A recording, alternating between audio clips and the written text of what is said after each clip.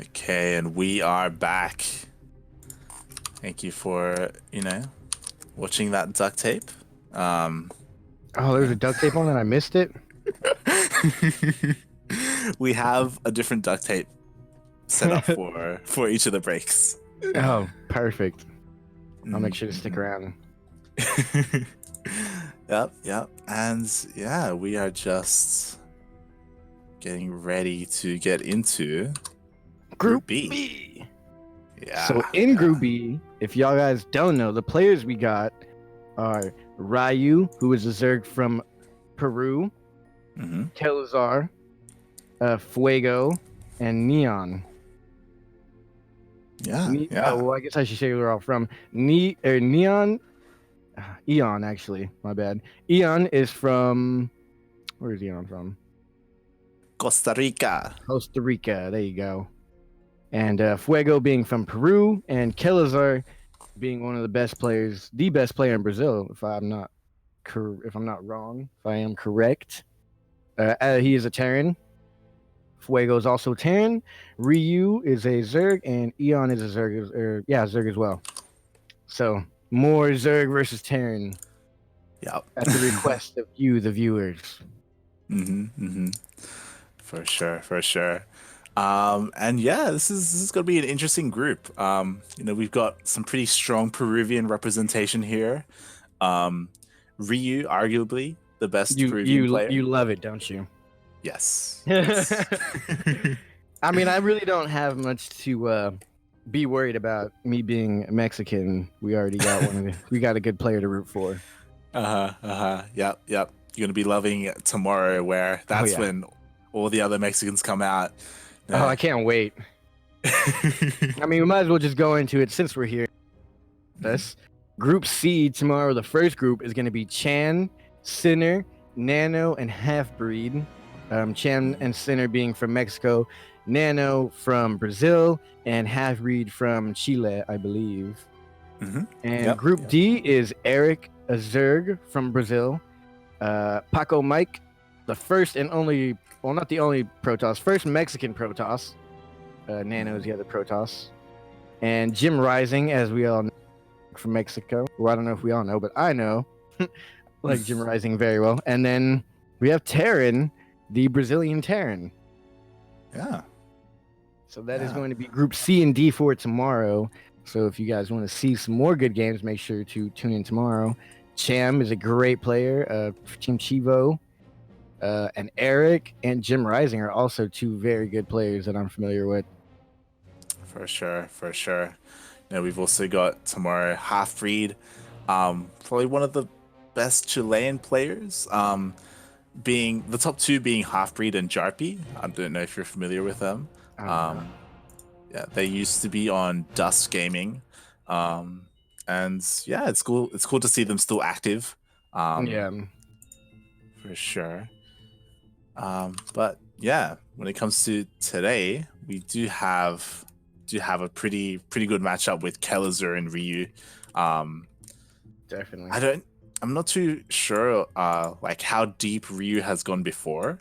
But I will say these two players are probably the favorites of the group.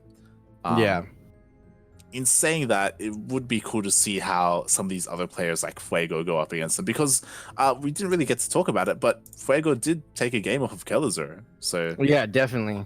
So last season, I'm looking at it right now, Ryu won 2-0 against Nano, and then lost 2-0 versus Kelazar. So he didn't have the best of luck in his matchup last season, going up against Kelazar. Right. And Ryu also beat Eggs. Eggs beat Ryu 2-0 as well. So he won against Nano, lost to Eggs, as well as lost to Kelazar. So I'm quite not too sure how good he will do here.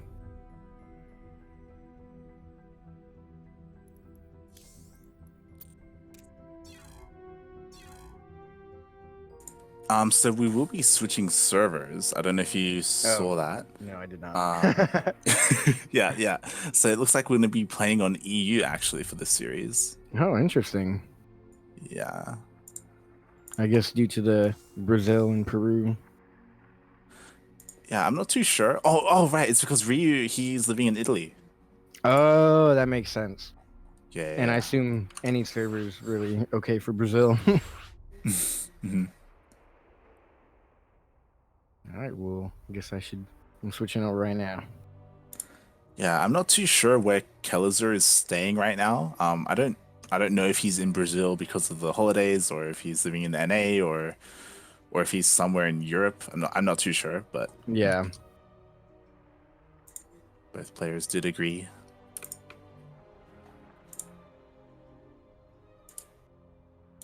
All right, now we just gotta find you.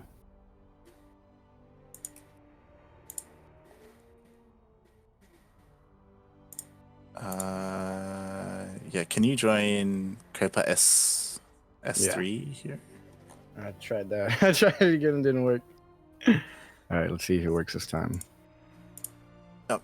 If it doesn't, you can join Ducklings on EU. And I can add you through there. All right, let me try that.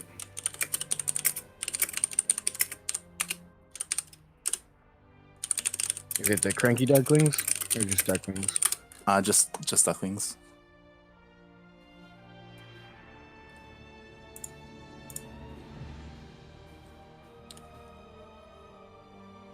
Oh, I can't join it? Oh, can I? All right, I think. There we go. There we go. So you have to add friends on different servers? Yeah, it looks like it. That's unfortunate. I swear, guys, we're professionals. All right. Are you in the lobby? You. Yeah, I'm joining right now. I'm in. Was everyone waiting for me? I was scared of that. Maybe. Maybe. Always fashionably late. So good, so good. Yeah, Well, Peru versus Brazil here. Ryu versus Kilazar, who is the reigning second place champion for the past 3 seasons. Mm-hmm. Yep. And that may change this season. We'll see. Last season, first place was Special, second place Kelazar, third place Cham, fourth place Eric, and I believe that was the same for season 1 as well this year. Yep. Yes, indeed it was. Special, Kelazar, Cham, Eric. See if that trend continues this season, or if It's things are going to anybody's game, man. I would like to see Special lose at least one game to someone somewhere. For sure. I mean, someone like Kelazor or Cham, they can definitely take. I hope it's Cham, series. so it still goes to Mexico. Now we're gonna see Jim Rising take Special down, right? Yeah, that would be sick. I wouldn't mind seeing that. For sure. Okay, and here we go. Spawning in the top left-hand corner of Ephemeron LE, we have the Brazilian player. We have Kelazor. What are we talking here? Best player in Brazil? Oh yeah, best player. And in the bottom right-hand corner, it is the Red Zerg. He does not have a team or a clan, I believe, and he goes by the name of Ryu, representing Brazil. Peru. He's from. Oh, I'm reading the wrong one. Yeah, Peru. I'm sorry. I have Kelazar and Ryu's names written too close to each other. There we go. Ryu currently representing Makers, I believe. Oh, he's part of Makers. Yikes. Yeah. The Italian team. Well, he doesn't have it in his little clan tag. True. But yeah, we do have another nice TVZ for us. Kelazor, not going for proxy. We haven't seen a TVT yet, have we? We have not. I think that would be fun to watch. For sure. Yeah. Who's Kelazar playing for? He's teamless. Yeah. an interesting turn of events. The two top players, Special and Kelazar, both teamless. Yeah, that is interesting. So, if you're a team out there, if you're looking for some strong representation in the Latin American scene, looking at you, Chivo, maybe. Yeah, Chivo, put everyone on. Yeah. I mean, Yeah, I got Chivo Cham. Special. Mm-hmm. Has a nice ring. I mean, I love Cham. Cham's honestly a nice guy. I've talked to him a couple times, but how do y'all have Cham but not Special? For sure. So far, pretty standard opening. Nothing too crazy from either of these players. That's why we were just kind of rambling on about the teams. But now he's doing some damages. He got one Ling. He might even get two. He gets out of there just in time. Yeah. He didn't even try and deny that third, I believe. Yeah, unfortunately, doesn't quite deny the third, so it is going up unhindered. But gets another Ling. Not too bad now. Yeah. Ooh, that's a far back placement for that creep tumor. I guess he's trying to get it out the way if he wants to wall off or something in the future. That's something I'm starting to take note of now. Like I don't believe that's the normal place for a creep tumor, but now that you got to protect your creep tumors a little bit more. Yeah. Especially since you can't cancel them anymore. Yeah, you can't cancel them. So once it's there, it's there. Yeah. And yeah, it looks like we're seeing a 1-1-1 come out of Kelazar, which is quite nice. We haven't really seen much of this. We could even see much of a regular game. Yeah, very true. We could see Banshees, we could see BCs come out of this. If we do see the Starport switch over with the Rax.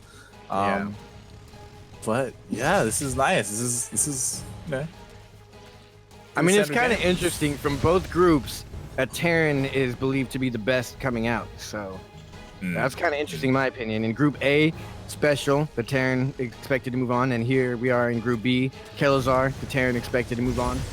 Yeah. Oh, that mineral line's so undefended. There's nothing here. We're the queens. Like, there's only a couple of wings and... Oh, my God. 8 drones went down in the blink of the eye. At the same time, back at home, I believe he's taking out 2 overlords. Oh, some Lings got in. He's going to take out 1 overlord.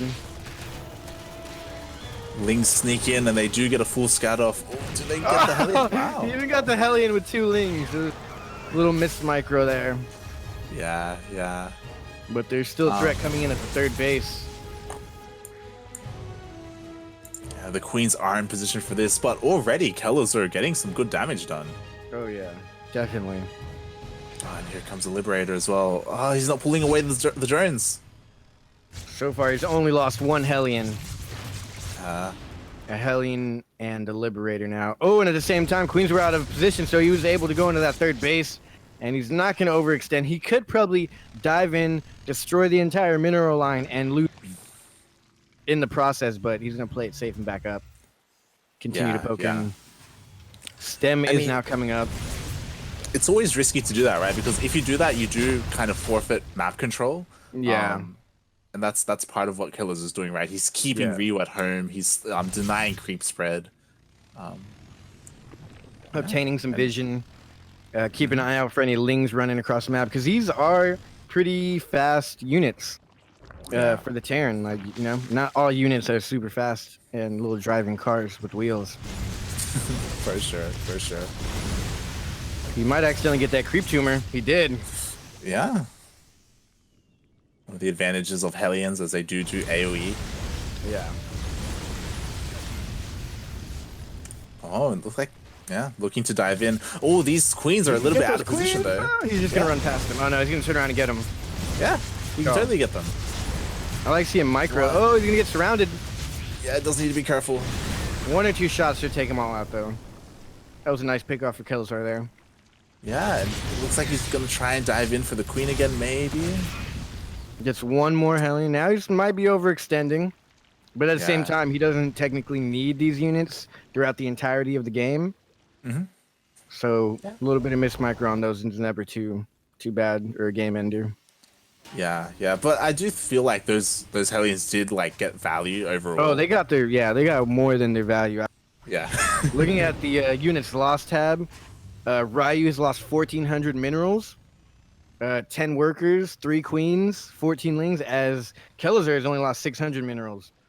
He's lost 4 Hellions, 1 Reaper, and a Liberator. Wow. Yeah. Yeah, so not too many losses from Kelazar, taking very favorable engagements. Lings, Banelings are out now. And this push is looking pretty strong. Bailing speed isn't done yet. 1-1 is finishing up, so this is a timing from the Terran player. Very the good Banelings. timing. Oh, good target fire on the Banelings. Yeah, the tank does get focused down, but these Marines, getting some value trading I against believe that was Lings. favorable, for sure. Yeah. There is another drop coming out. Oh, man. This is what I hope to see in that game versus... Who was it playing, the other Terran? Special versus Dark? Was there another... There was another Terran in the group, wasn't there? Because I remember I was hoping they would do drops continuously, but they didn't do drops continuously. I think it was Eggs versus Chaos. Right, yeah. Like, the continuous 1-2 punch drops are exact... Like, right now he's attacking, doing some major damage in the third base. The natural, or the natural that is, as well as the third base. Yeah, and like if the natural doesn't get cleaned up, then he can get the Bailey nest. Oh, he does get the tank though. But at the same time, the fourth is getting hit, and there's nothing here to defend against it. He's getting the drones. 8 workers going down, 9 workers going down, as a whole, I'd say a good minute of lost mineral or mining time. Yeah. And it looks like there's another medevac coming across the map with more units in it. Yeah, another double drop coming as A well. quadruple drop now. Oh my god. And now, is he going to take these into 2 different places, or is he going to drop all 4 medevacs at once? As well, a little squadron to clean up the creep. Yeah. Saw off a lot of army for those few units there. Yeah, this time the Ryu is ready to defend his natural, so he does force it back. But behind this, Kelazar, he's getting his 4th base up and running. They're equal in workers, which is always favorable for the Terran. Yeah, he's already pooling workers for that 4th. Oh, focuses down the Banelings, but... Good Baneling connect there. Yeah. Not quite enough to win him the game, but that was a favorable trade. Yeah. He's going to pick up and get out of there. Nice. And, that's kind of what Ryu needs. Like, he's kind of down in overall supply. He needs to be able to get those good Baneling connections. The worker count was just about even until, like, this past second. But if you're looking at the army supply, that is a scary army supply. For sure. And, oh, wow. Ryu, he's actually taking up to Ultralisk. He has an Ultralisk den on the way. Wow. Yeah, he's skipping Hydras entirely, which I'm not too sure if he's going to be able to get away with that because there's this strong bio tank push coming down the south side. Yeah, I don't know if he's going to have time to put that into use at all. Yeah. Huge attack going down at the other base as well.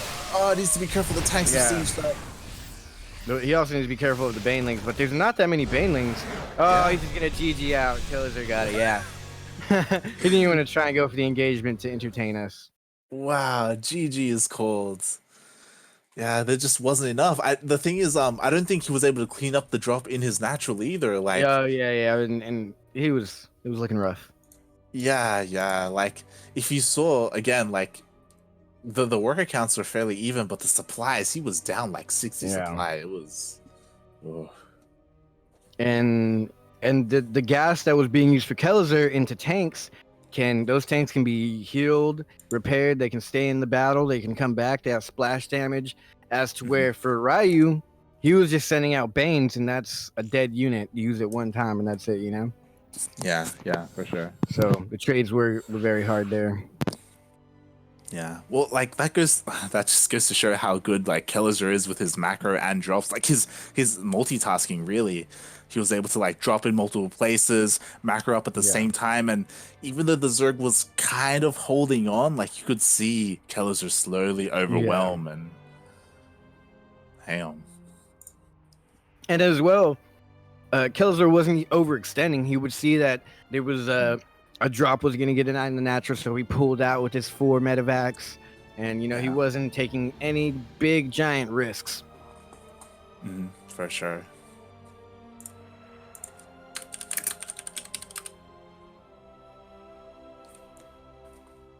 Yeah, so players are ready. This is game number 2 of the best of 3, right?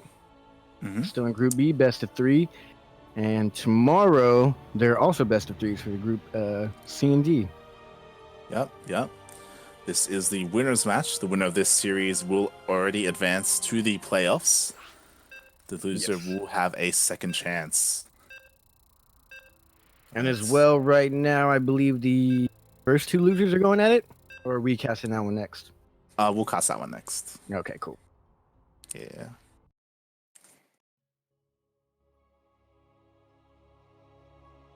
Yeah, I mean, it's unfortunate to say that Kelazar is very highly favored here. But, you know, I like to always hope for an upset. For sure. And we do see already the differences between Kelazar and Special. Special, like, being overconfident, going for, like, a proxy style, whereas Kelazar, you know, he prefers to, like, play straight up and, you know, test his opponent, really. Yeah, Kelazar went for the straight standard issue. 1-1-1 into the drops until your opponent can't defend the drops anymore. Yeah. It's quite brutal. And here we have the man of the hour, representing Brazil, representing himself, you know, not on a team. It is Kelazar. Indeed. Now, what clan is this player in the top right from? Does he have a clan? No clan? Makers. Oh, yeah, that's right. All right, in the top right-hand corner, it is the Red Zerg. He is from Peru. He goes by the name of Ryu, and he plays for the Team Makers.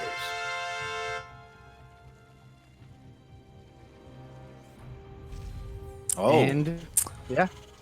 Never mind. What's happening?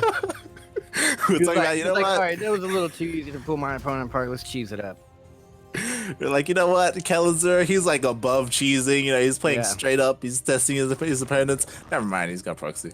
Yeah, this is the real Cheesadelphia right here, folks. But also, the placement of this is very not strange. I would say very good. It's very strange, what makes it very good. It doesn't look like an easy scout. Like even this Overlord is barely gonna miss the scout.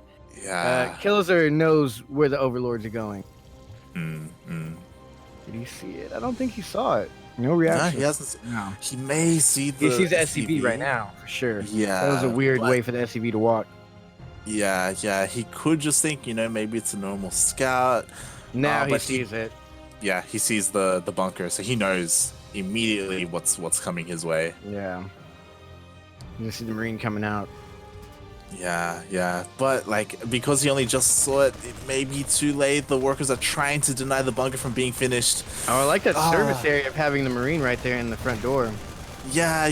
Oh, and he's body blocking with the SCV so it can't attack the Marines. That was my next level. Wow. And the bunker finishes. The spines aren't going to be done. Yeah, the spines aren't going to be done. He doesn't lose a single Marine. He gets into the bunker. That's unfortunate. I don't see a good outcome for Ryu here. Yeah, in game number 2. Yeah, especially because that's it. GG. 2 minutes 30 seconds, folks. There you have it. That was dirty. You get what you pay for. It's a free stream. No, I'm just kidding. That was very entertaining. Wow. Right, you put up a good fight. The cheese, it's really, if you don't spot the cheese out instantly, it's very hard to counter it, especially from a player of this caliber. Well, especially on that map, right? Like, because of the minerals and how narrow that ramp is, like, you can just block it with a single SCV. You have a Marine on the ramp, and that was definitely a map specific build. He put the barracks in this perfect spot where the Overlord barely didn't see it. He was able to build the bunker quickly because he was so close, and then body block in that slight little one patch mineral line to where he couldn't even get to the Marines. Yeah. GG. Well played. GG indeed. So now that is it for first round in Group A, or Group B, that is. Yeah, Kelazar, he advances to the playoffs. Overall 4-1 in this group. Now we are heading back. Special and Kelazar moving on for tomorrow. Not tomorrow, but moving on into the playoffs. Yeah, Special, Kelazar, and Eggs. And Eggs, yeah, that is correct. Eggs did win. Now we are heading back to NA, to the Americas region. to the homeland. And we are going to be getting to our losers round between Fuego the Terran and Eon the Zerg. Nice.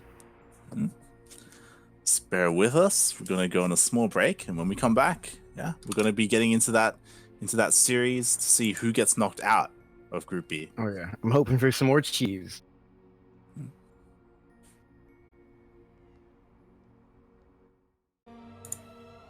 Hello?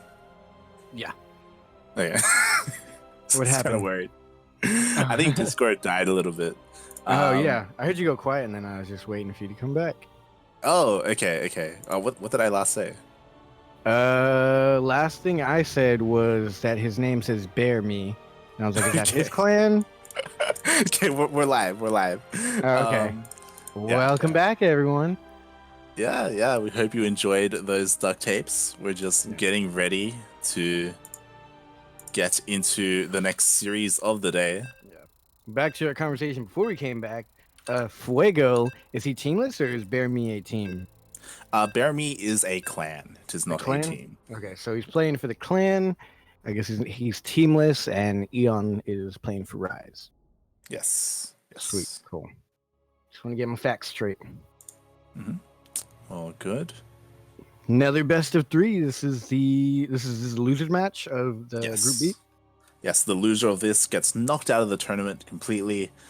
The winner will go up against Ryu in the decider match.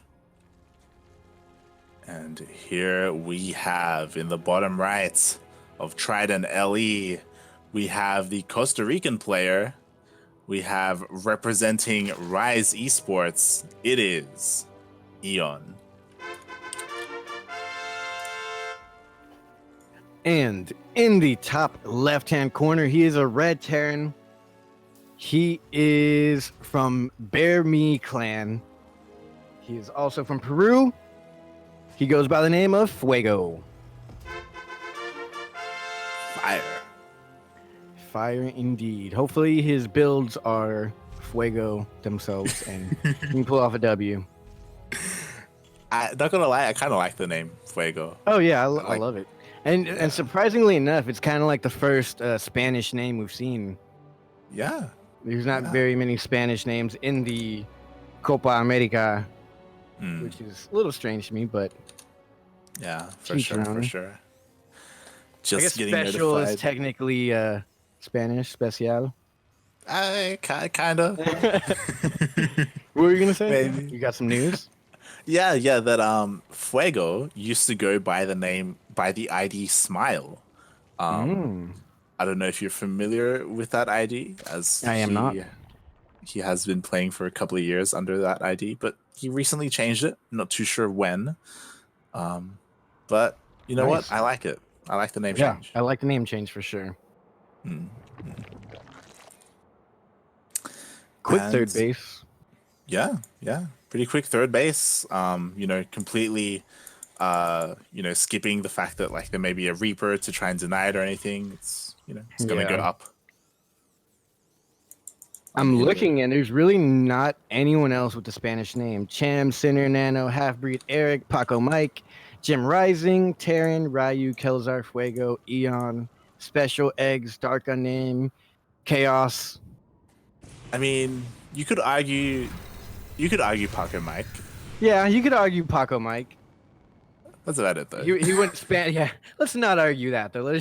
No, I'm just kidding. Yeah, he's like I'm rooting for Fuego. Spanish. Yeah, and then he goes super English with Mike. Yeah. It's not even like a typical last name. I had this conversation during Sentimental Latino 79. Paco Mike, his real name, Francesco. Not Paco or Mike. Exactly. like, what? I think he went for the two most basic names in each country, so no one could judge him. Like, Paco, he's one of us, and then the Americans like, oh, his name's Mike, he's one of us.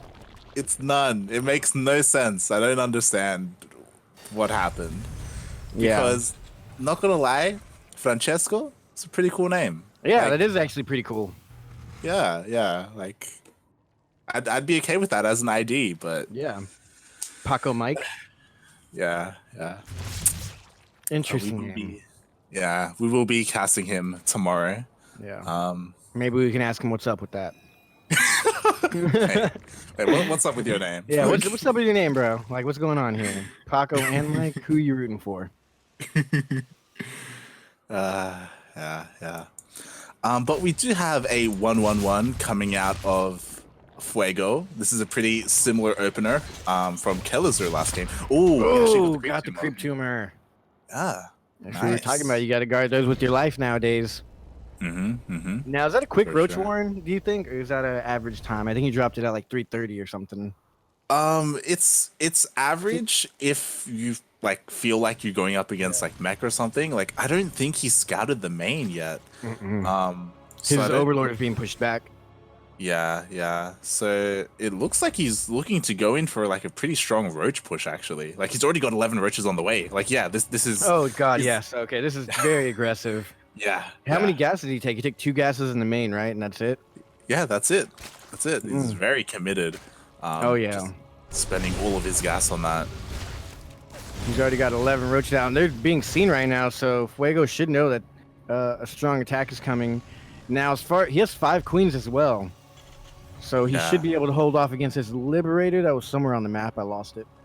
And There there it it is, goes. sieging up. It won't be at home for defense. At home, Oh, Fuego gets is nothing.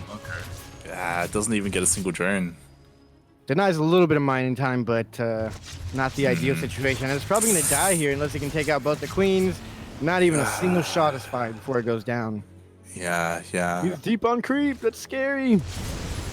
Oh, and finding a nice patch of drones here. Yeah, he dives in and he gets 3 workers. Ah, he could have got out with another Hellion alive. Same Yeah, time, yeah. counter with the roaches going on. Oh, does delay the third from being built, getting that SCV. Gonna get a supply depot as well, but Oh, and he can walk in, but I don't think he wants to with that small amount of army. yeah, it doesn't look like he has quite enough to push in. Gets a queen. That's not too bad. Yeah, it's pretty good. I don't know whose game it is yet, but both players are definitely going at it. Yeah. I mean, like Fuego, he didn't really get much damage done with the Liberator, but at the same time, the roaches aren't really getting much done across Yeah, the at the map same time, either. Eon went heavy in the roaches super early on and isn't getting that much value, so that definitely put back on some droning time. Yeah, he's pushing in though, and he's gonna Handling clear up all all these of. roaches. Yeah. I'm not sure who I was in favor of, really. I feel like Eon traded okay, killing all of those Marines with those roaches. But also, there was no gas being lost for Fuego. Those Yeah. are strictly mineral units. I mean, yeah, that's the thing, right? You can afford to lose Marines, you know? He Yeah. didn't lose any tanks or any workers or anything like that. And now a push is coming across the map. It looks like as he secures his third base. I believe this is pretty popular to go for a push as you secure your third. Yeah, for sure. And Eon, he's committing to this style. He's going Roach Ravager. He's getting range upgrades as well. Not much I to don't defend in know. the main base. Yeah, Roaches there's not need much here. to target down the tank. Oh, he picked up the tank. Good call. He needs to siege it up or take it out of there. Yeah. You can afford to do that. There isn't much anti-air. Yeah. Not even spores, I believe. Yeah. So he was able to just do whatever he wanted. Free range with the Medivacs. Even gonna probably pick off this Overlord here. The Stutter Step and the Stem, of course, going to help him a lot. And he's taking a quick 5th base, or 4th base even. Yeah. I wouldn't say yeah. quick, but he's going for the 4th base now. He is. Oh, it does need to be careful with that Oh, medevac he though. didn't see that for a second. That was almost bad. Yeah. And here we have the Hellions diving in, getting another couple of workers. 3, maybe 4. Oh, wasn't 3. that wasn't very favorable. 3 workers is good. This late in the game, it does put them even in worker count just about. But Eon just used a couple larvae and changed that. Yeah. I mean, you know, like you want to eventually get rid of those Hellions as they don't really scale that well since you're going like biotank. But yeah, Eon pushing out with this Roach Ravager. I don't know how I feel about this. This tank's already sieged, and I believe Fuego knows this is coming. Yeah, but there isn't Definitely. that much bio. Like, Yeah, not in the natural. The natural's pretty exposed here. yeah. I think they're defending the third. Bear in mind, like those 4 Ravagers, they can instantly snipe a tank with their bios. We're getting 2 more. So now I believe it takes 3 bios to take out a tank. So he can take out 2 tanks at once. Yeah, And have some bios left over. So Fuego does need to be careful. In saying that though, bio can trade pretty well against Ravagers, yeah, for sure. Yeah. The roaches will do some damage, but if you have enough bio on tanks, it'll be a good engagement for Fuego. He just needs to position his tanks in the right position. A little bit risky though. Those tanks can get focused down at the same time. They do. 2 tanks at once. Yeah. Not quite what you're looking for. But the bio is trading pretty well. Yeah. I feel like Fuego could even back up a little bit and get a little bit more damage from the tanks. Yeah. But it looks like he's going to clean it all up as the tanks come to reinforce with more Marines. And like again, this is the issue with Roach Ravager against Bio. Like Bio can trade fairly well. They don't really have to split. You know, they can just avoid bios. Like it isn't too difficult. And it's mostly just minerals lost there. Yeah. He lost what, 2 tanks worth of gas, and that's it. Yeah, yeah. And I mean, his bank is looking pretty decent right now. If you look at Eon's bank, he has a huge amount of minerals, but not that much gas. Yeah, yeah. It looks like he was spend that. Yeah, yeah. He does have to try and spend that on something else, as roaches do soak up a lot of that gas, but not so much minerals. But Eon, you know, he's on 5 bases. You know, he has like a decent economy. Yeah, that's true. Actually, he got the bases, so he can spend his money. I think he needs to start spending it. I mean, he's already got Vipers coming out, so he might just be going for the high tech and worrying about spending his money once the tech is all out. Yeah, I mean, like you raised a good point where like as he was like pressuring and like pushing into the natural, he should have been droning up behind that, like spending those minerals in drones, just like saturate his gases. Yeah, you want to be this late in the game, maybe at like 80 workers. Yeah, 60 worker, you know, like I'd say 80, 90 to be safe, depending on what you're going for here. But here comes a big push right down the middle, and the army supply is even, so I don't know if that will go in favor for Eon. Yeah, already 5 workers going down this drop, like pulling Eon apart a little bit. Does need to be careful though. Yeah, he could get surrounded. He's so deep on the creep. Yeah. Oh, I don't know if this is gonna go good for Eon. It's looking kind of favorable. Oh, the blinding clouds though. And an abduct on the tanks. He will be able to take out all these tanks, but will the Marines show to be too much? The tanks did withstand that blinding cloud, and now they're doing damage. I don't know if he can be able to hold this. Fuego is reinforcing, parade pushing, attacking 3 bases at one time. Yeah, the 4th and the 3rd are all being hit by drops. You know, he wins the main fight in the middle of the map as well. The 5th base went down. Yeah. The Vipers went down.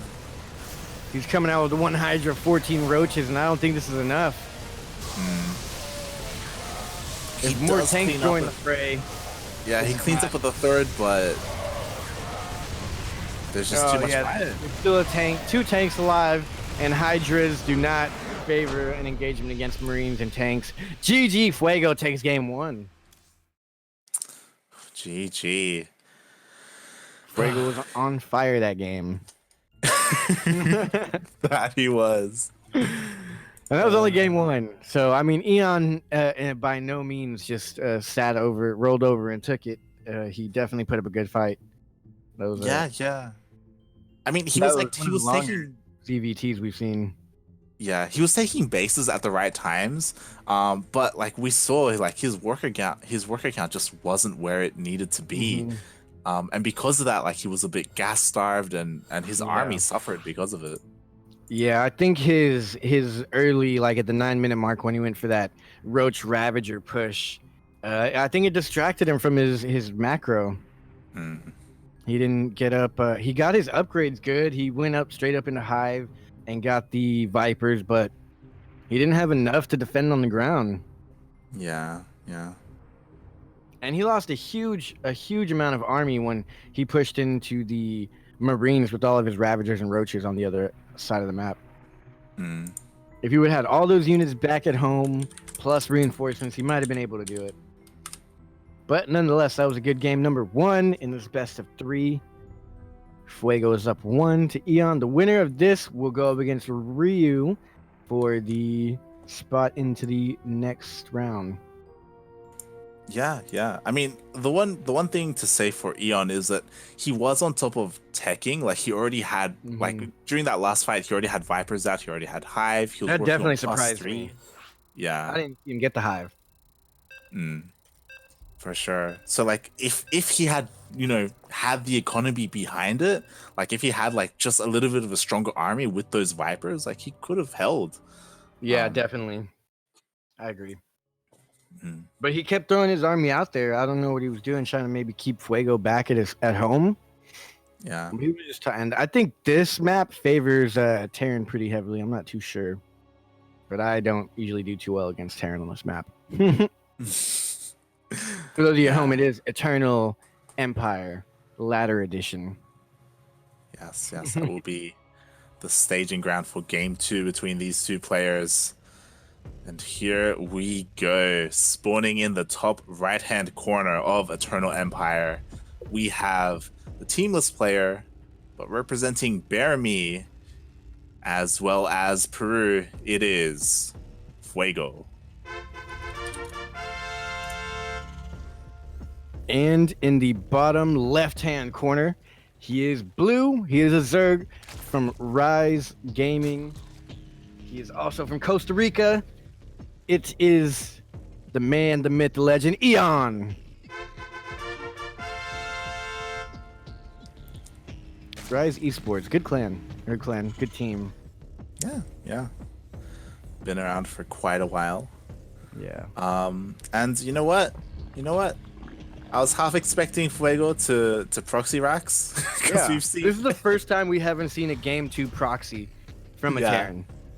Every other time, game 2 has been a proxy, even from Special, Kelzer. All of them. Chaos as well. Like Chaos as well. Ridiculous. But Fuego, you know what? He's better than that. He's like, you know what? I'm not gonna cheese. Okay, I'm gonna play straight up. I'm gonna save the cheese for game 3. Exactly.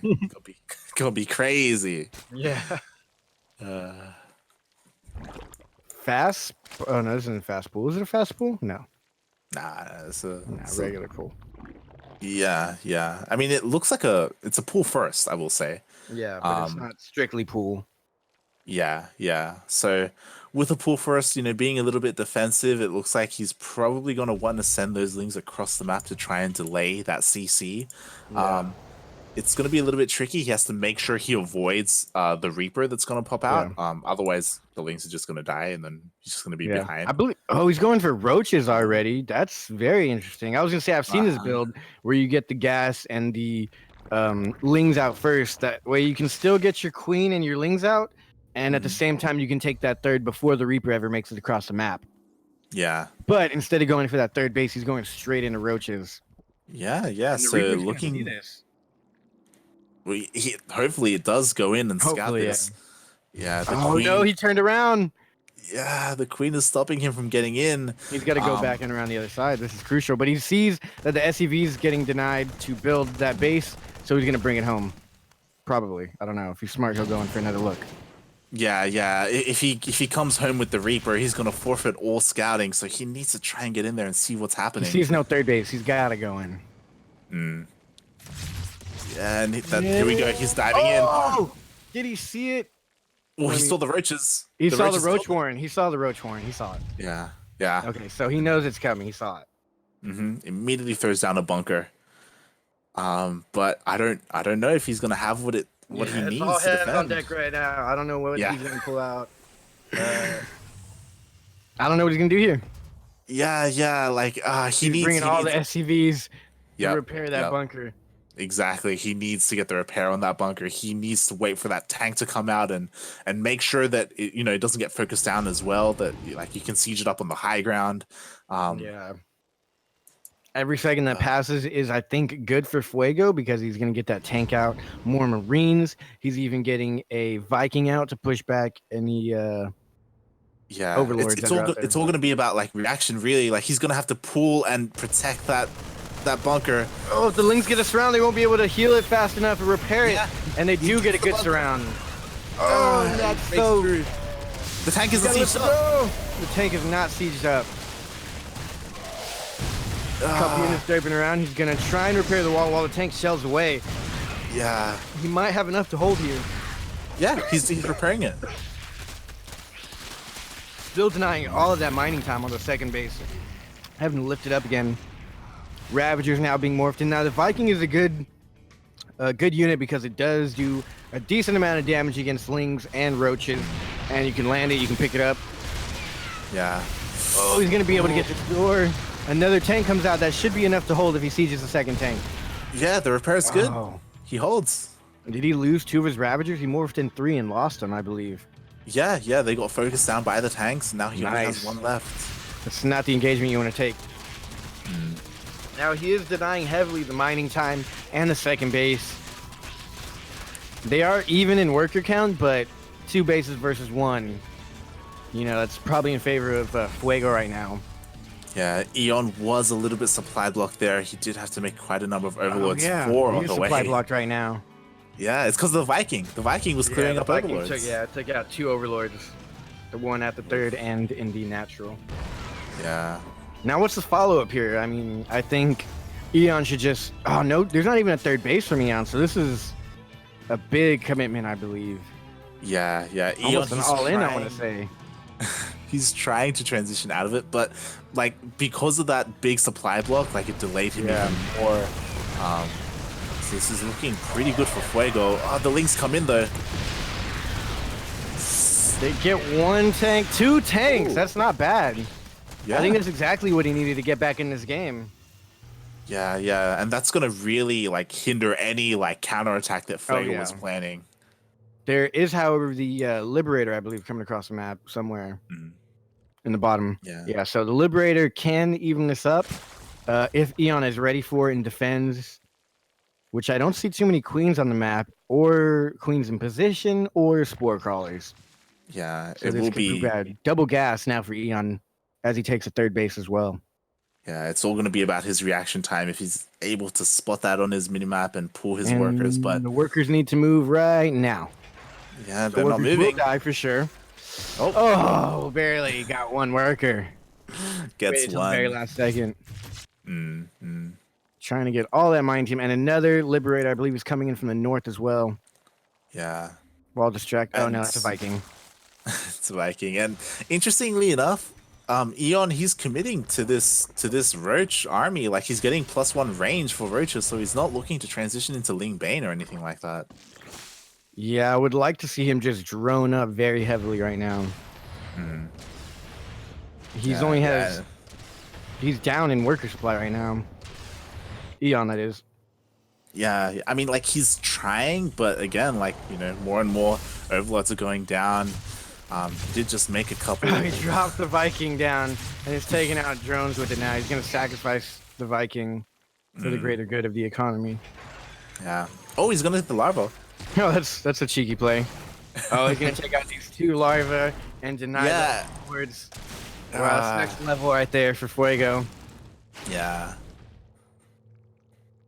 A bit unfortunate as he was making overlords with those eggs. Yeah, now he's got to remake the overlords. Third base did go down, immediately scouted by Eon, which is good. But will he be able to counter this and do some damage? Yeah. Fuego transitioning into Biotank. Same. God, he's already got 5 barracks now. Yeah. He's got 5 racks. He's got double NG bays with upgrades on the way. He's got stim. He's got combat shield. Like he's ready for war. Yeah.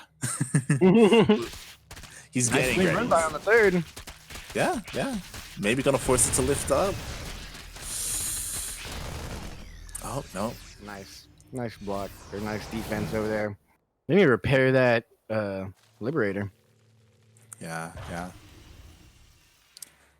But Eon, he has droned up fairly well in saying that he is kind of down in workers. Like, still not where he needs to be. Maybe he needs a 4th. Yep. There he goes. He's sending a drone over to try and get that. Yeah. Your opponent's on 3 base. Oh, the drop coming in immediately as it's so good from Fuego. Unlucky timing for Eon. Yeah. Yeah, he should be able to at least deny this. He could get a kill on it. Oh, good cancel. Yeah, I would never caught that.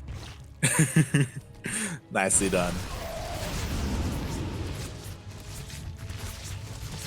And yeah, Eon, he's looking to transition. He's got a Baneling Nest down, he's getting Bane speed, he's getting +1 melee, so yeah, it was weird to me that he decided to get +1 range if he was looking to transition anyway.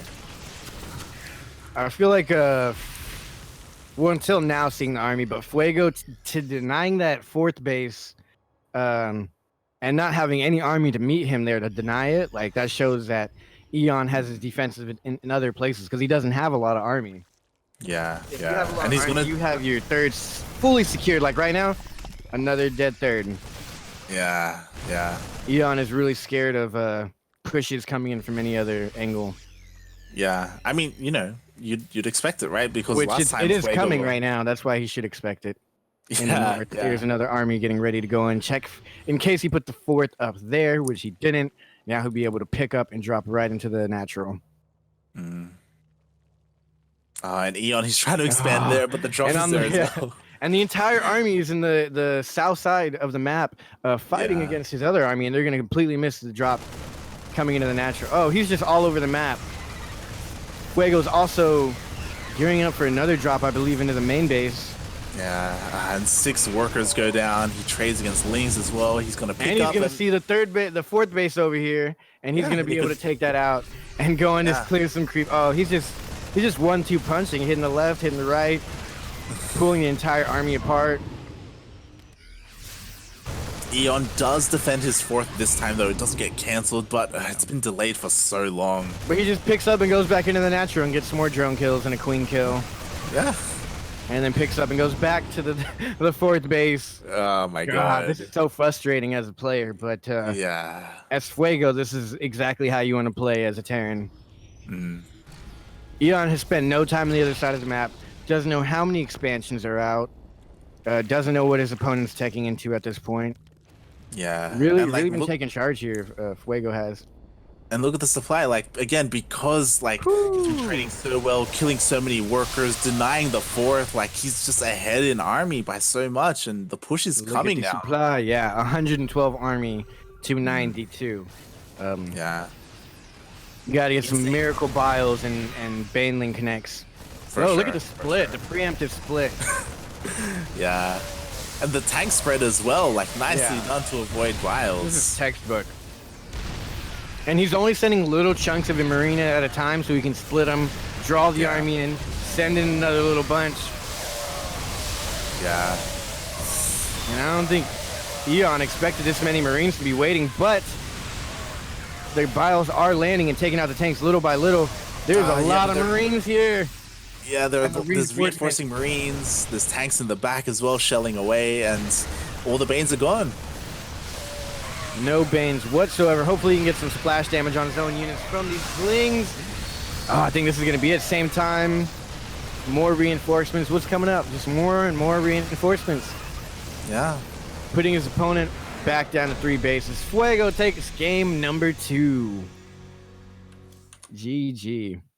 Yeah, I mean, on the back end of this, Fuego did secure a whole nother base.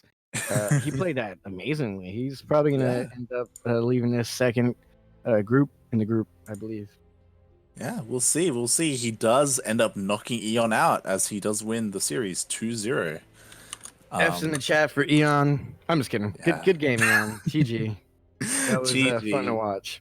It was very rough for Eon, you know, trying to get his 4th up. He just couldn't do it. Like, there was just drops constantly denying it. Yeah. And it's really like, once a Terran catches you off guard and splits your army into 2 positions and you're not ready for it, you're kind of done. Like, if you would have split his army before, he could have defended both ends, been perfectly fine. But since it would happen in the middle of an engagement, he's like, wait, split the army, Q this army on this hotkey, Q army on that hotkey. And before you know it, you lost bases, you lost all your army, and then there's Yeah. 5 tanks all spread out right in front of your third base. Unfortunate and frustrating. I've been there before, for sure, many times. For sure. But yeah, that's gonna lead us into our final series of the night, the decider match between Ryu and Fuego. So we'll be getting into that shortly, right after this break. See you soon. Nice. And we are back with the last series of the night. It's not exactly a team kill, but it is it is more of like a countryman going at it. Yeah. These two Peruvian players. Indubitably. Ryu and Fuego. Yeah. Another TVZ. Indeed. We've had a lot of today. Yeah, it's been all TVZ or ZVZ. Yep. Which, we're getting our fill of this, like, today. I doubt we're going to get much of it tomorrow. Yeah, hopefully. I believe, well, not I believe, it is. There's a Protoss there tomorrow. There's some very great Terran playing tomorrow. So it's definitely be some different matchups. Only time can tell. For sure. But you're guaranteed to see at least 1 or 2, at least 4 Protoss games. I think it's safe to say. Yeah, for sure. It will be nice to see, mix things up. Yeah, for sure. And yeah. So far, this is Group B. This is another best of 3, right? Mm-hmm. And it's going to be Ryu and Fuego. So far, that means Kelzer is going on to the next round.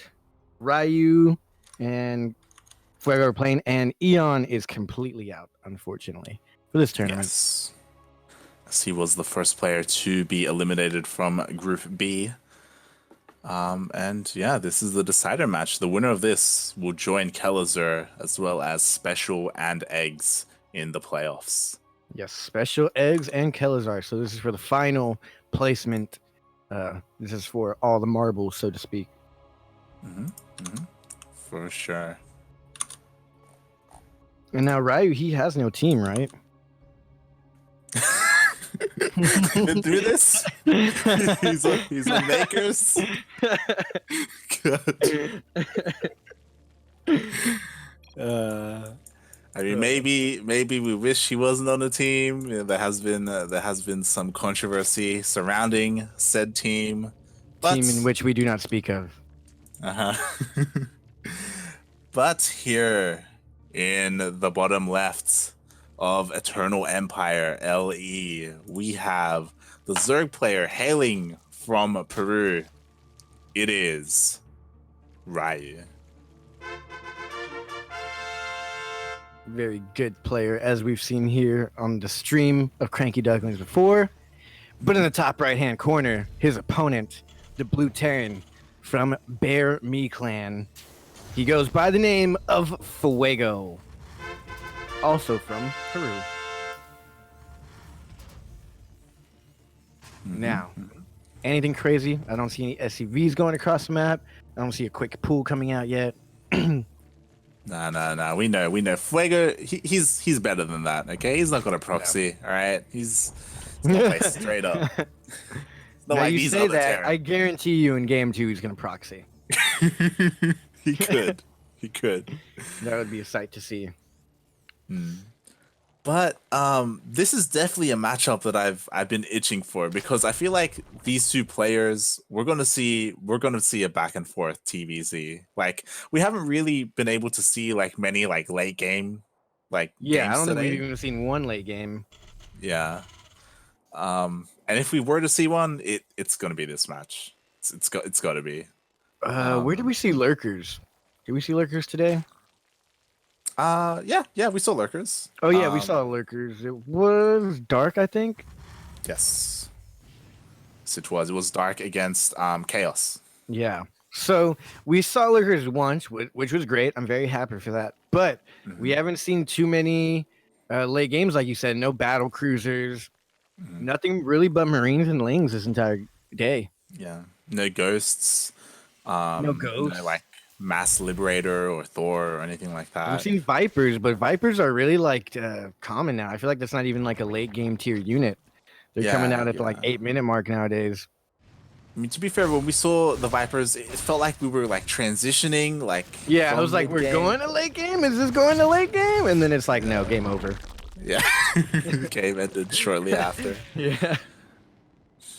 Uh, but yeah, we'll see. We'll see how So these two this players shape up. this was a 1-1-1, correct? Yeah, Yeah. this is Oh, a now it's a 1-1-1. I was jumping the gun there. indeed. So this is the interesting thing I find about this new map is there's not this new map, the new maps. There's a little bit more room for the Reapers to jump up on the ledge. As opposed to the old maps where there's one ledge, you put 2 Lings there, and you're safe from everything. Yeah, yeah. As we just saw, he had Yeah. Lings there, but the He had Reaper 6 Lings there, and he just slipped right through them. Yeah, yeah. They greased that that guy up before he went into battle. Yeah, just oiled them up, Yeah, Get that should ready be an to go in. upgrade. Adaptive grease. They're just shinier and they slip through Lings. You can't get Yeah, a surround. That would be interesting. A unit that can't be surrounded. I know that may be a little bit OP. We'll see. The oil upgrade. Yeah, the oil upgrade. But yeah, we've got Fuego going for that Liberator. Off his Roach Warren already 1-1-1. That's another early Roach Warren. I mean, average early at 330. How many gas? He has 1 gas, so that is what I would say the indication that he's not going super aggressive. Yeah, yeah. I Oh, mean, he's going he for is the second getting gas in the natural. he is getting that Roach Warren at the same time as scouting the main. So I do think it is more of a safety Roach Warren. Yeah. Just in case he was going up against mech or something like Yeah. that. And it'll shut down any Hellions coming in. For sure, for sure. No overcommitment or anything like that. Yeah. Either that or you have to go into Banelings by now. He does scout the Liberator coming in, so that is good if he was paying attention to the screen. Same time, Hellions going into the natural. But there was a lot of Lings and Queens there waiting for it, as well as a Yeah. Roach. Yeah. Oh, that is rough. Yeah. He is able to push it back and doesn't lose any workers. Liberator at the as well same- is not able to do any damage. Yeah, there's already a sport here. Oh, and he and gets it's it. dead. Wow. Ryu's all over it this time. Yeah. He's got some solid defense. Yeah.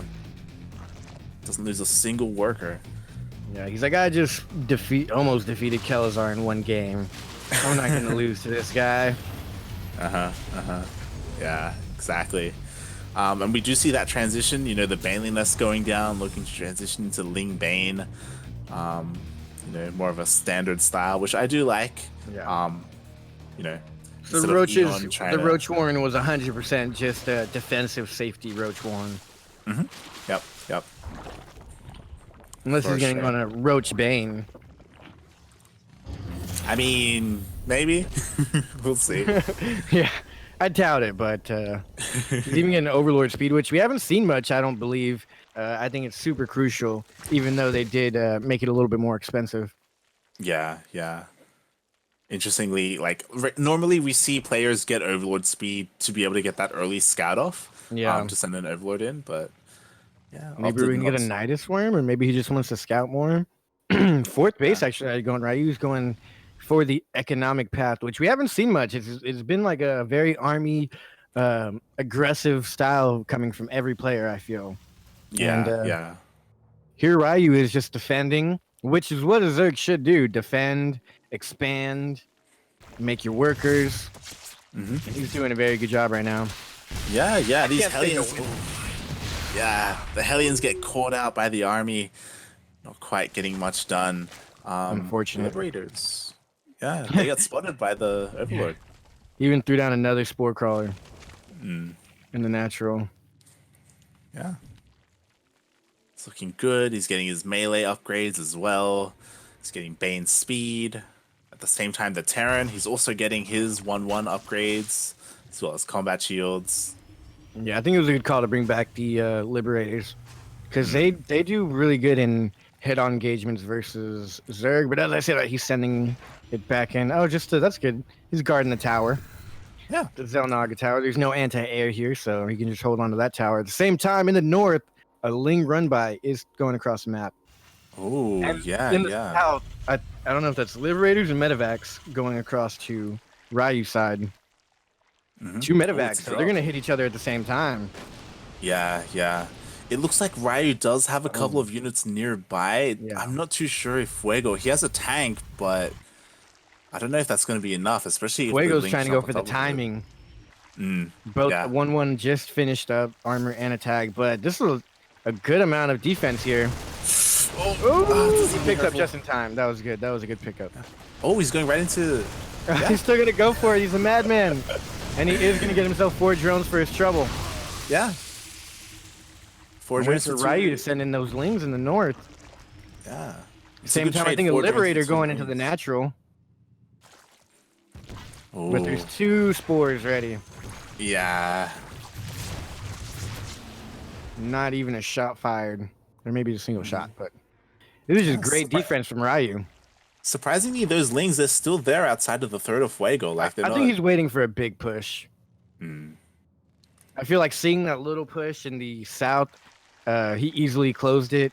And he sees another small push coming, but I don't think he sees like the entire army on the map. So that's what he's waiting for. He just tried to go in and, oh, there's a tank there now. So he will be stopped by that tank. The mini-map is blinking all over the place. Kuro's doing a great job of keeping up with everything going on. Yeah, yeah. Fuego, he's trying to drop at the north and south at the same time, but Ryu has already split his army up to try and defend against it. They're doing a fairly good job at warding it off. Like, no one's lost any, like, large amount of army yet. You know, they're just kind of, like, posturing, like, seeing, like, where each other's units are. They've both lost less than 2,000 minerals in this game. Actually, not even 1,500 minerals have been lost for either side. Yeah. Important to note, behind this, Ultralisk Cavern is already on the way. Hive is already done, so he's looking to transition. Oh! The Baneling Connect was good perfectly. At the same time, Ling run by into the natural base, destroying a bunch of Marines and getting on some tanks. Marine drop in the main base as well as Ryu. The map is blinking. It is lit up like a Christmas tree. Yeah. I don't know who's just going in favor. 14 SCVs are going down. Ryu is attacking the natural and the third. So now this is definitely in favor of Ryu. For sure. 20 workers going down. At the same time, though, there is a drop in the main, and Fuego's even burrows some Lings in the natural. The Ultralisk Cavern is out now. Oh, so many queens. Such good defense here from Ryu. Not even taking a single base loss. Yeah. I don't think he even lost a single drone. Like maybe just one, but... Yeah, now there's Vipers and Overlord and Ultralisk coming out. Yeah, and there's not enough here. There's not enough Bio to protect the tanks. Like the army is just pushing forward, and he's, oh my god, it's all of the Bio. He's gonna bring the Banelings back though, rightfully. He didn't bring them all back, but he saved what he could. Banelings don't do too great against tanks, but this is actually a pretty scary push coming from Fuego. Another Ling run by in the third base. Whoa, for the love of God, Fuego. There are 5 Ultralists on the way though, and I don't know, without Marauders, without Ghosts or Liberators, like... Nah, this is a hard defense. Along with Vipers for Blinding Clouds or Abducts of the tanks, including the Banelings, this is looking like Ryu's taking game 1. Yeah, Fuego, he's very all in right now. He lost so many workers. Like this is like his push to try and do something in this game, but I mean, he's gonna try and bait all the units out into the tanks, but I honestly think that Ryu can just go in for the kill right now with some Blinding Clouds. Yeah. The hard thing is getting your Vipers close enough to Blinding Cloud with all these Marines. Here we go. He's going in. He's committed. Oh, that's exactly what I was talking about. You get the Vipers too close to the Marines and they'll take it out before the Blinding Clouds get off. That's super unfortunate. That could have ended the game right there. Yeah, yeah. Like, that's it. Like, there are 3 more Vipers on the way, but they're not done yet. And once they pop out, they have to, you know, consume and try and get more energy. He's going for a surround. Yeah, he's positioning his army really nicely. It looks like he's going to try and collapse on top of the Terran. Now, with all these queens, that is pretty good for transfuses on the Ultralisk. He's going for it. I don't see much stopping these Ultralisks combined with these transfuses going down. Very good transfuses on a couple of the Ultralisks. He does get the unit Liberators. Yeah, they're out, but it's too late. All the tanks go down. There's only one left, barely alive. Transfuses going down with all these queens. Oh, those queens might get caught out. Yeah, but what's going to stop the Ultras? Oh, they're too close to the creep. Absolutely nothing is going to stop those Ultras. That's what's going to stop them. Yeah. This is looking like the last push. Corrosive Biles didn't even get a chance to land on that Liberator before everything died. Yeah, These Ultras are a little slow. Ooh, Ryu GG's out. Or, I mean, Fuego GG's out. And Ryu takes game number 1. And, I mean, it's safe to say that was late game. That was like the 12, 13 minute mark there. Ultralisks were out. No ghosts yet. Yeah. Everything things escalated very quickly. Yeah. Like, you know, both players they were like posturing like in the north and south side. They were seeing like, you know, where they were, and then all of a sudden, bam, like a big fight happened, and there were lings all over the Terran's base, like in the natural, in the third. There were drops happening in the main. Like, and just it was right as I was saying it. I was saying there had been no big engagement yet. No opponent had lost more than 1,500 minerals, and then instantly, all hell broke loose. There was a battle in every base on the map. Yeah. And at that point, it was just a matter of who's getting the better engagement. Now, Fuego was doing the right things he needed to do, but he wasn't doing the drone damage. He would have gone straight for mineral lines like Fuego did. Like Ryu did. It would have been a different game. For sure. But Ryu went in and just absolutely demolished the SCVs, taking out like 24 at one time, I believe it was. Yeah. There just wasn't anything at home to defend. Like the majority of Fuego's army was out on the map, and there was not even a wall or anything. Like lings could just run in at any time. There wasn't even a wall they needed to break down before they got to the minerals. It wasn't even a planetary, so it was like, I think it was a little risky for him to leave his self so exposed at home. For sure. And then once he lost those SCVs, it's like, all right, well now I have to attack because there's nothing. I'm not gonna just macro out of this and get 10 bases on the back end. And once again, an interesting style coming out of Ryu. Like he's completely skipping Hydras, Corruptors, Lurkers. He's like going Lingbane straight into Ultras and Vipers. Yeah, it was very interesting. Yeah, you don't see that too often. I feel like it's a little bit greedy. It's a lot harder to defend against drops, especially because you're skipping so much anti-air. But yeah, we'll see. I feel like heavy Liberator styles will do well against it, to be honest. Oh yeah, but honestly, I think I'm pretty sure this was Ryu's plan the whole time, because early on in the game he had like 6 or 7 queens, and at the end of the game, those 6 or 7 queens were full of energy and just transfused every Ultralisk in the army. Yeah. And even taking out the Liberators before Corrosive Biles could even land on him. He had a couple of Ravagers to Corrosive Bile down the Liberators, but towards the end there, one died and before the Corrosive Biles even touched it. Yeah. So that was really well played by Ryu. I think maybe, like we said, it's a very unorthodox style of play. So maybe Fuego hasn't really seen this yet. Yeah, it is possible. I don't know how often these two players have played against each other. They are both Peruvian, but as Ryu does live in Italy, he does normally ladder on EU. Yeah. Speaking of laddering on EU, here in the bottom left of World of Sleepers, we have the Zerg player up 1-0 in this last best of 3 series of the night.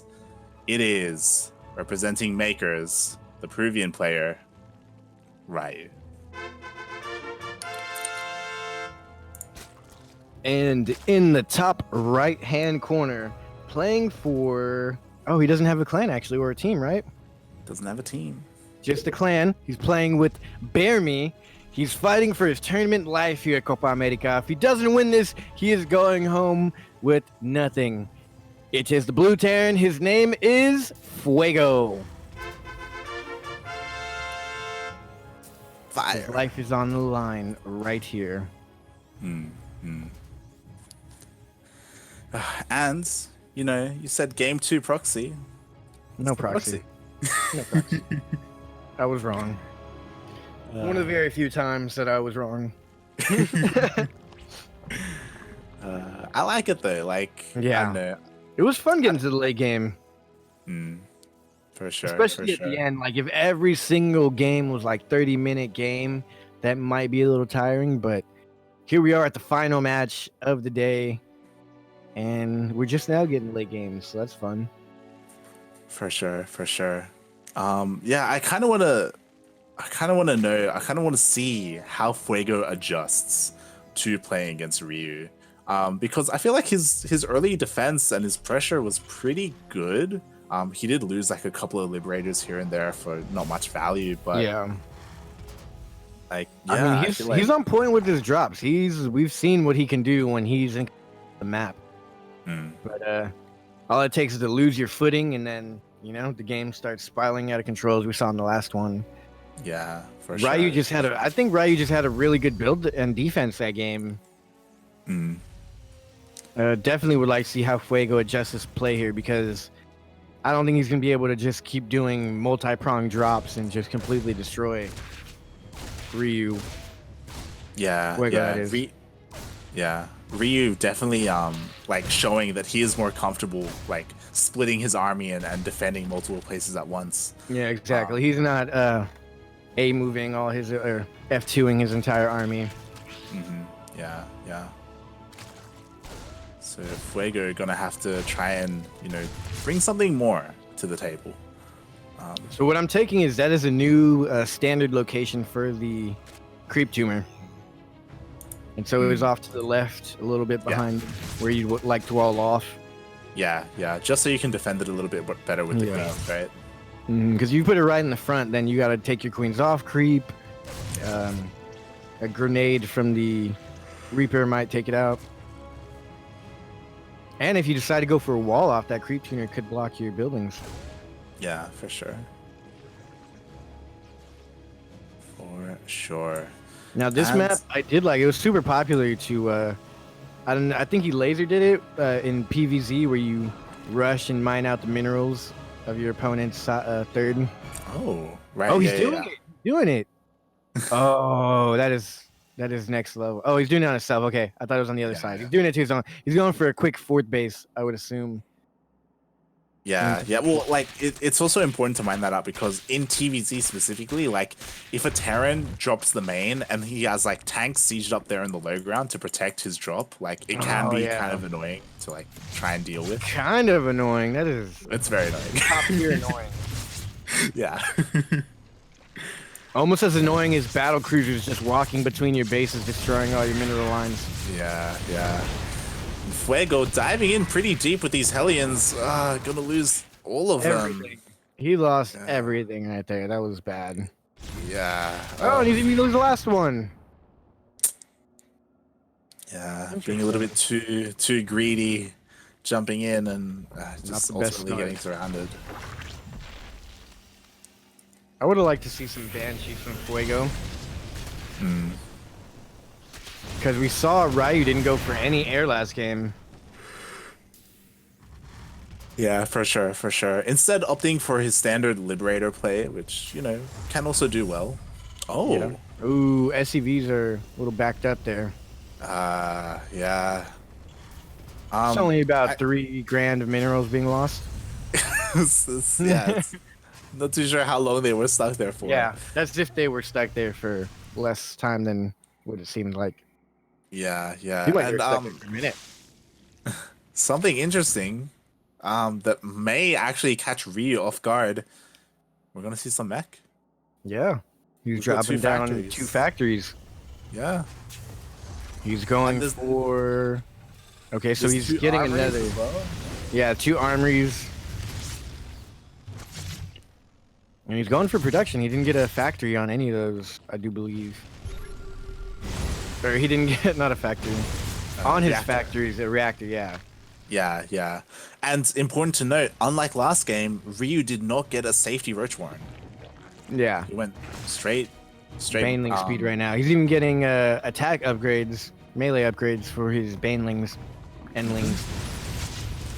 Yep, and this is like the ideal situation for Fuego because Roaches do fairly well against Hellions. Yeah. And he's coming out with the Cyclones now. Yeah, just floating yeah. that barracks in the air back at home. We'll see like when Ryu finally manages to scout this. Like he is sending an overseer over, so he finally should scout it right now. Yeah, yeah. There's nothing to stop this from coming in. I wish Fuego did have something there to stop it. Yeah, like a Viking or something. Yeah, he's securing the third right now.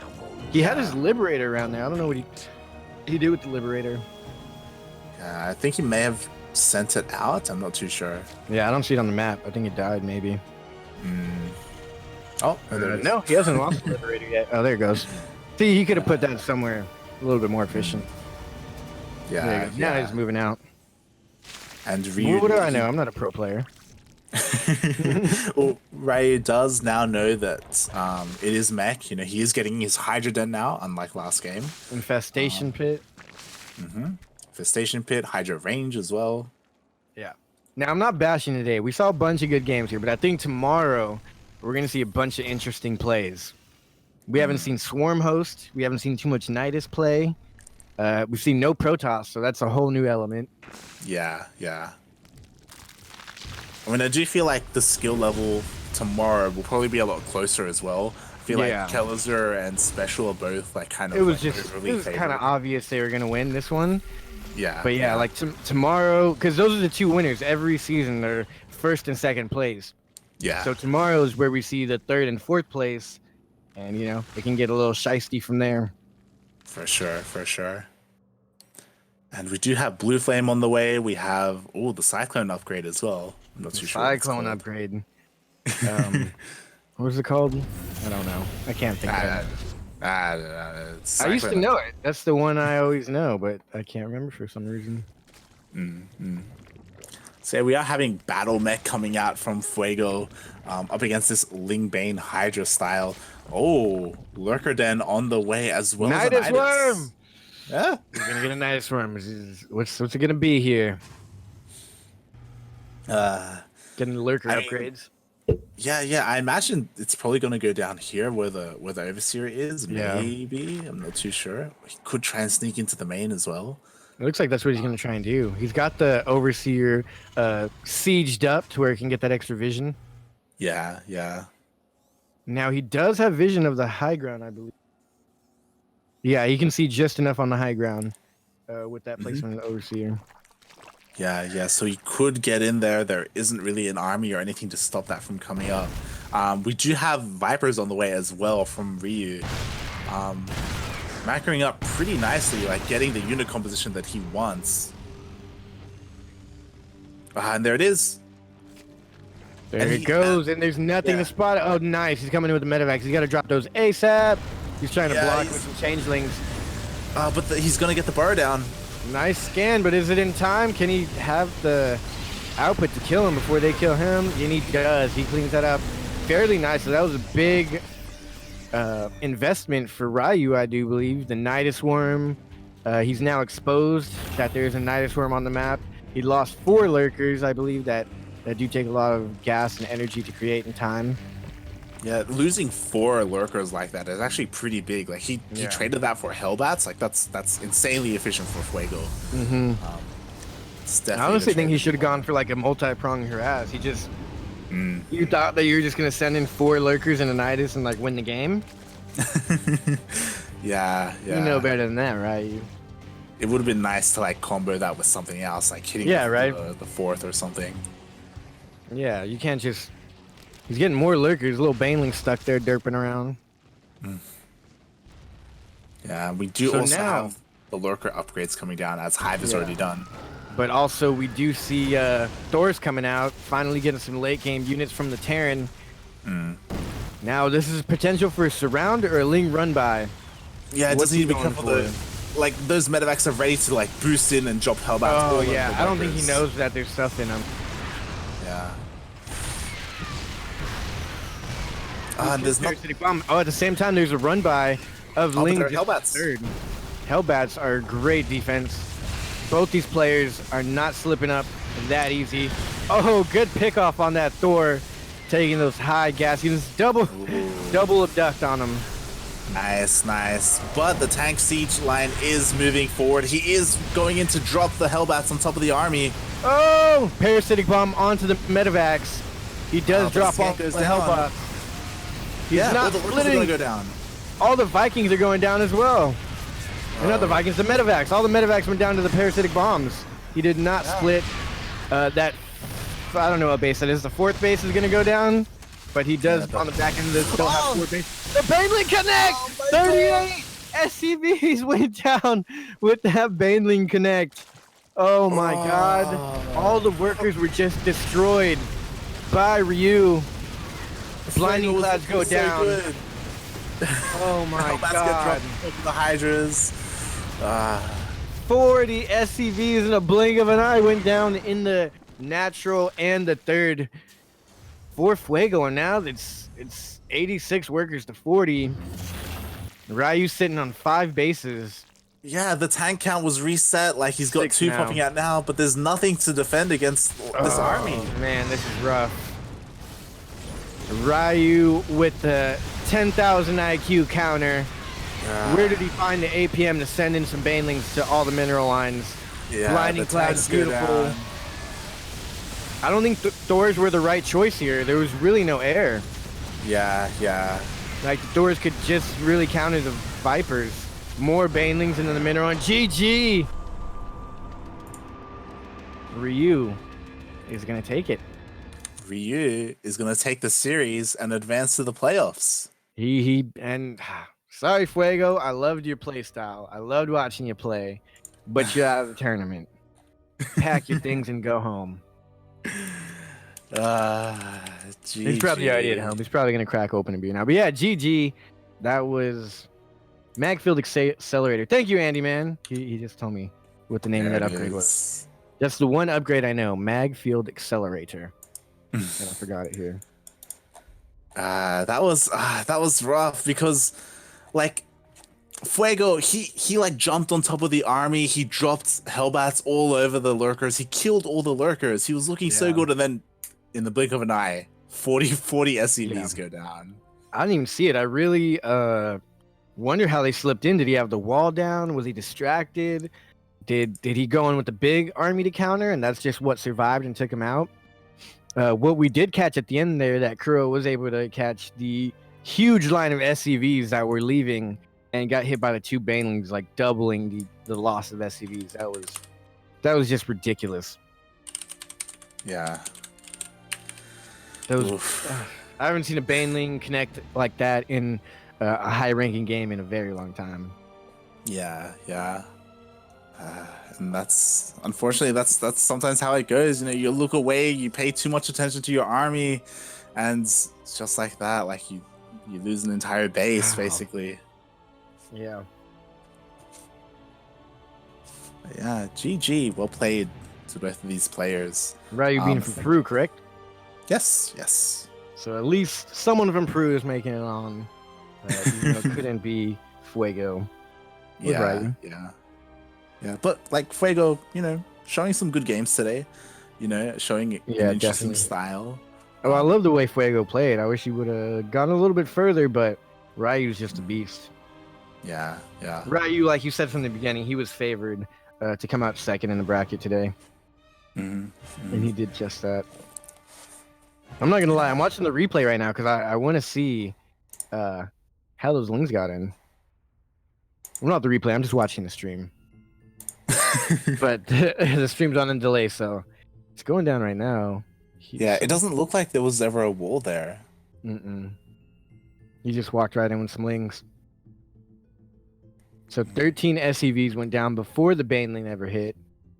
The Banelings are hitting right now. Oh, went from 13 to 38 instantly. So the Banelings were in the natural. Yeah. So I guess he attacked the third, and all the SCVs were sent to the natural, where the Banelings came in and took it out. Yeah. That was a fun game to watch. Like, by no means was that an easy win for Ryu. He just made all the right moves at the right time. For sure. For sure. Very good game so far.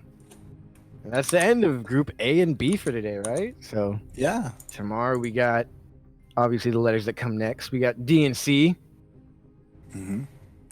or C and D, whichever way you want to put it.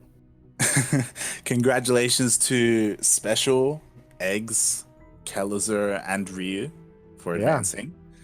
Top 4 Fought hard. players. Yeah. Maybe well Special and played. Kelzar didn't fight too hard, but Ryu and Eggs did.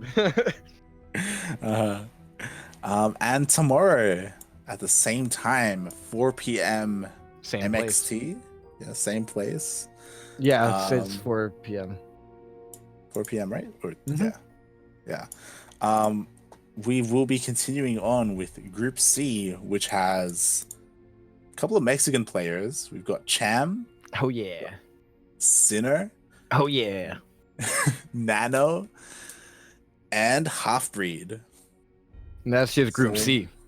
Yeah, that's just Group C. So we've got a Protoss player in there. We've got a Chilean, got the Mexicans, The Brazilians. the Brazilians, as well. in Nice Group D. representation of everyone here. Yeah. And so Group C, Cham has got third place the last 2 seasons. In Group D, you have Eric, Paco Mike, whose name is not Paco or Mike.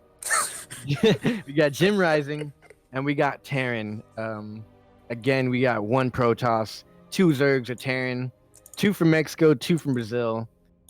And Eric did take 4th place in the past couple games, so Cham and Eric are favored to come out of first place in Group C and D. Second place, it's looking like anybody's game. Yeah, for sure. It's cool to see some of these players again. We have basically the Brazilian Nation Wars team here with, Keller's already making it out, and Eric and Terran as well. As well as the Mexican team, we've got Cham, Jim Rising, Paco Mike. Yeah, definitely. Special, even though Special played today. Definitely, best of the best here, without a doubt. For sure. And that's gonna be it from us for today. I hope you tune in tomorrow for the rest of the groups. Yodaslim, you'll be here tomorrow as well. Unfortunately, you're not, huh? Yeah, I will be busy with work. But Quirky, the other fellow Australian caster that we have, will be joining you. Awesome. So hopefully we'll both do well there. And Kuro as well. Shout out to Kuro, actually. Kuro, my hat's off to Kuro. Observing, doing all the behind the scenes work, getting things together, observing production, as well as telling us what to do and when to do it. When we're back on and all that. I hope you've been enjoying the graphics and overlays on stream, as Kuro has been working endlessly for the past 3 days on them. Yeah, Kuro says, shout out to the Cheesy Terrans for letting me go to bed at 3 a.m. instead of 5 a.m. Kuro is from Poland, I believe. Yes. I don't know if that's where Kuro is residing right now, but it is 3 a.m. wherever Kuro is at. So shout out to you Cheesy Terrans out there who helped string this along a little bit quicker than expected. Yeah. We were given an ETA of 6 hours for this group stage. What are we at, 4.5, 5 now? 4 hours, I believe. Oh, 4 hours. Not bad. Mm-hmm. Shout out to the Cheesy Terrans. Yeah. And in their defense, a couple of cheesy Zergs on the ZVZ. That's true. Can't give Terran all the credit. We've been streaming for 4 hours. That's not very long at all. That was fun. Yeah. It's like a regular broadcast. Yeah. It's quite nice. I liked at the bottom, if you guys can't see, it says, don't forget to hydrate your hydras. Does it say that? Yeah. Nice. Yeah. Appreciate you for casting with me, man, and inviting me out here to cast with you. This is really fun. Yeah, for sure. Shout out to, obviously, before this, you've been casting out Proxy Tempest. That's how we found you. Definitely. Andy Man in the chat, who's been helping me as he normally does. He put me on to Proxy Tempest. So shout out to Andy Man. But where can we find more of you, Yodaslim? Yoda_Slim on Instagram and Twitter. And I think that's pretty much all I use. Also, Twitch. I don't stream too much, but you can follow me anyways. And if you guys follow me, I might stream. Mm-hmm. And you are planning on getting together a regular platinum/diamond tournament, right? Yeah, we are working on getting a platinum diamond tournament going because right now we do platinum diamond through Proxy Tempest, and that's gonna go away pretty soon here. So you guys go look up Proxy Tempest, and you can find me, and then we'll give you more info on the new tournaments coming out for diamond players. So you don't got to be Jim Rising or anyone crazy to play here with us. Yeah, nice. And if you want to find more of me, light_VIP on Twitter, as well as Twitch. I stream every now and then, my ladder sessions. But more importantly, on Twitter, I usually tweet about events that I'm organizing or casting. You run all the Twitter accounts, don't you, for like CranKy Ducklings and other accounts? Yeah. I'm also involved heavily in CranKy Ducklings. We run tournaments for amateur players, for C/OCE players as well. Which, speaking of which, !GPO in chat, we have Grand Platypus Open coming up in 5 hours. Oh, nice. Is that for the Europeans out there? Because I will be either asleep or having a beer. That is for the C/OCE players out there. Oh, okay, yeah. Okay, cool. Australia, you guys have fun New with Zealand. that. Yeah. Yeah. So, if you are from the region, or if you just want to tune in and watch more StarCraft, you can stick around for that. That will be casted by Yakuzaku and Quirky, some of the other casters we have here at CranKy Ducklings. I'll be running the event. I'll be adminning. Nice. So you're not done for the day? No. Oh, geez. Day's just starting, man. He's been here in his time. It was 7 a.m. when we started, correct? Or 8 a.m. But you were up for a while, so you're finishing this, and now you're about to go do another stream. You are a madman. Yep. Look. We do a lot of crazy things with StarCraft, right? Most importantly, though, if you guys can, there's a little heart button on the top of the screen where you're watching this. You click the heart, and if you're balling, you can hit even the little star that says subscribe as well, and support the CranKy Ducklings channel. They do a lot of great things for StarCraft. At the end of the day, that's what it's all about, supporting the game of StarCraft. For sure. As well as the community and the people that bring you more casts and events like this. There's no community like StarCraft. For sure. As most of us nerds know here. But I believe that's it for us for today. Indeed. Thank you for having me, man. Yeah, it was really great having you on again. And hopefully we get to work more in future. Oh, definitely. Sure. All right. Thanks for watching, everyone. Peace out.